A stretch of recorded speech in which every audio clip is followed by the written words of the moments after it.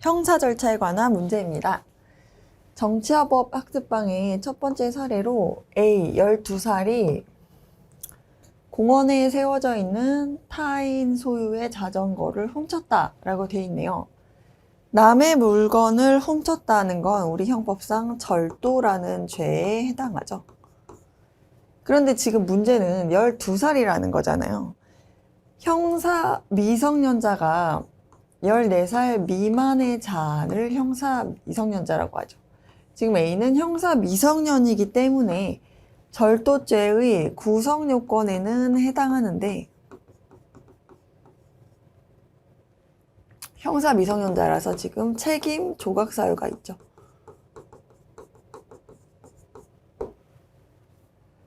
그래서 이제 갑의 의견을 보면 A의 행위는 절도죄의 구성 요건에 해당하지 않아 범죄가 성립하지 않는다라고 한 건 틀린 말이라는 걸 알 수가 있죠.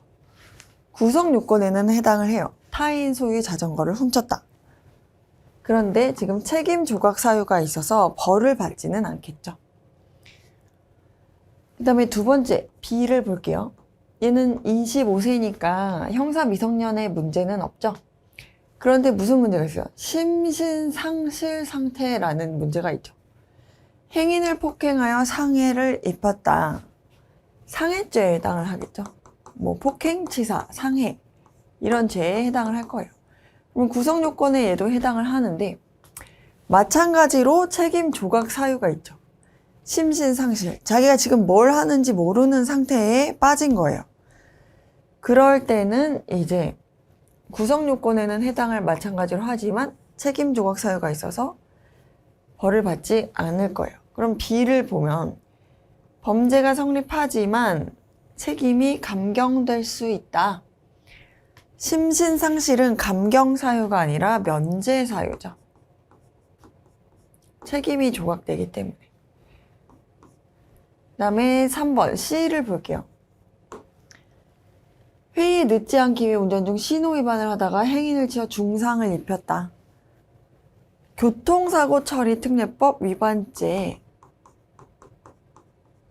구성 요건에 해당을 하고 딱히 위법성이나 책임 조각 사유가 보이지 않죠. 나이의 문제도 없죠. 그럼 시행위는 위법성이 조각된다. 회의에 늦지 않기 위해 정도로는 위법성 조각된다고 할 수가 없죠. 위법성 조각 사유는 딱 법에 정해져 있어요. 정당방위, 정당행위 이런 것들이 정해져 있기 때문에 여기에 해당하지 않으면 위법성 조각 사유를 말할 수가 없어요. 그래서 병의 말도 틀렸어요. 그 다음에 4번 D를 볼게요. 자녀의 생명에 대한 위해를 방어할 방법이 없는 협박에 못 이겨 회사 공급을 협박범에게 송금하였다.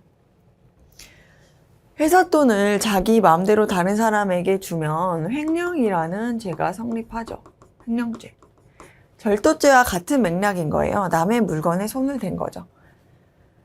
그런데 구성 요건에는 마찬가지로 해당을 하지만 자녀의 생명에 대한 위해, 너 자식 죽일 거야.